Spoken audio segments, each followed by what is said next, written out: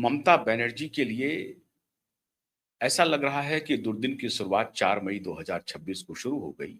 उसके पहले ही शुरू हो गई थी। लेकिन जब दुर्दिन की शुरुआत हुई, उसके बाद से पूरा कुनबा बिखरने लगा। पहले 1, फिर 2, फिर 3, फिर ये आंकड़ा 60 तक। और अब खबर आ रही है कि जो उनके सबसे करीबी थे, जिनके ऊपर पूरा दांव लगा दिया, जिनके लिए सब कुछ कर लिया, सब कुछ कर लिया नहीं, हर कर्म कर लिया नहीं, कुकर्म कर लिया। कोई अच्छा कर्म नहीं किया, बदनामी मोल ली, जिनके लिए बगावत मोल ले ली पूरी दुनिया से।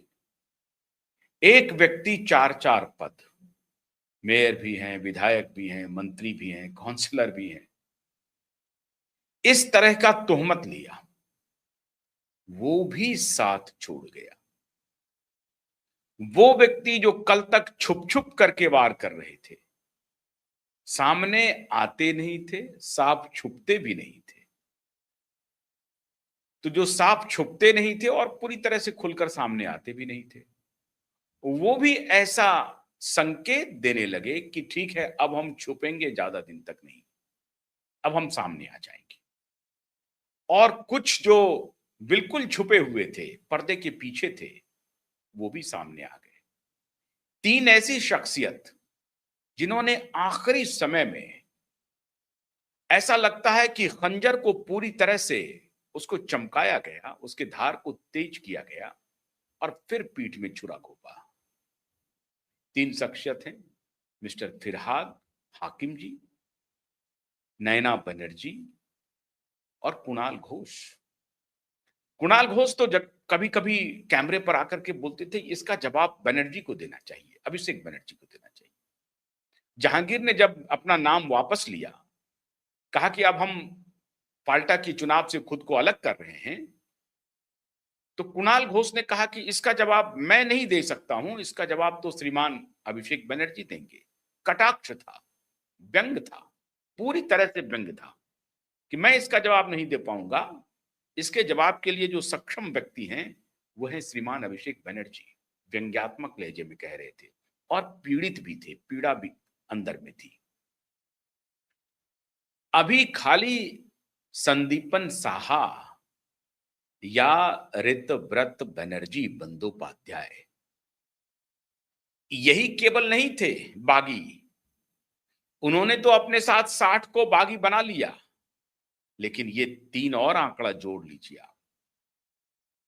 इन तीनों को सब कुछ दिया अभी ममता बनर्जी ने। फरियाद हाकिम को लीडर ऑफ अपोजिशन बनाने के लिए तैयार हो गए, चीफ व्हिप बनाने के लिए तैयार हो गए, सब कुछ दिया। बावजूद इसके शुभेंदु अधिकारी की एडमिनिस्ट्रेटिव मीटिंग में, जिसका कि आमतौर पर इनको बायकॉट करना चाहिए था, नहीं किया और उनके एडमिनिस्ट्रेटिव मीटिंग में जाकर के शामिल हुए। याद कीजिए, काकोली घोष दास्तीदार इसी तरीके से शुरुआत की थी और 6 विधायकों के साथ गई थी काकोली घोष दास्तीदार। वो भी ऐसे ही शुभेंदु अधिकारी के द्वारा बुलाए गए एडमिनिस्ट्रेटिव मीटिंग में गई थी अपने साथियों को लेकर के। अब लेकिन फिरहाद हाकिम जी, नैना बनर्जी, कुणाल घोष, जिनके ऊपर सोते जागते जैसे भी ममता बनर्जी और अभिषेक बनर्जी दोनों का भरोसा था। भरोसा तो ऋतव्रत उपाध्याय पर भी, बनर्जी पर भी, बंदोपाध्याय पर भी था और संदीपन साहा पर भी था, लेकिन भरोसा को तार तार कर दिया। इसमें एक खेल पहले मैं उसका उजागर कर दूं, फिर मैं इन तीनों पर आऊंगा। ये श्रीमान ऋतव्रत बनर्जी जो हैं, ये बड़े चालाक किस्म के इंसान हैं।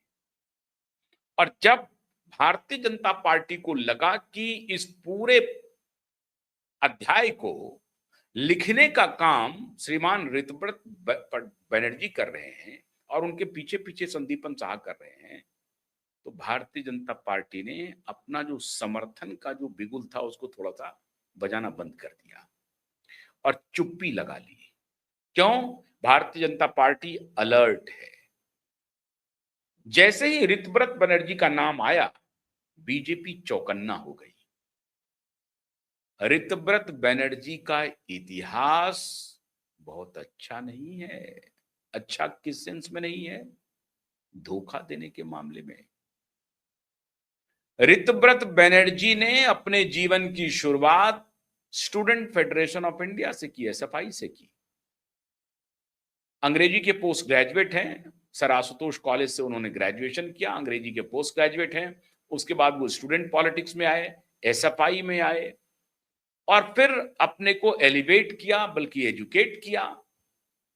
सीपीआईएम में शामिल हुए और सीपीआईएम से राज्यसभा की टिकट पे वो राज्यसभा के सांसद बन गए। लेकिन वहां जनाब खुद को असहज करवाने में वक्त नहीं लगाया। ऋतव्रत बनर्जी को सीपीएम ने एक्सपेल किया, निकाला पार्टी से। उसके बाद श्रीमान ऋतव्रत बनर्जी को लगा कि भाई यहां तो अब दाल गली नहीं, अब क्या किया जाए, अब थोड़ा सा रास्ता कुछ और ढूंढा जाए। बीजेपी में जा नहीं सकते क्योंकि झंडा उठाया था लाल सलाम का, हसुआ और चांद का। तो हसुआ और चांद का निशान लेकर के चले थे तो वो रुक गए। उनको लगा कि बीजेपी में हमारे दरवाजे बंद हैं। सोचा कि कांग्रेस की तरफ चला जाए। कांग्रेस की वहां पर संगठन की स्थिति देख करके श्रीमान ऋतव्रत बनर्जी ने विचार बदल लिया। कहा कि ये आइडिया ठीक नहीं है, डूबती हुई नाव है कांग्रेस,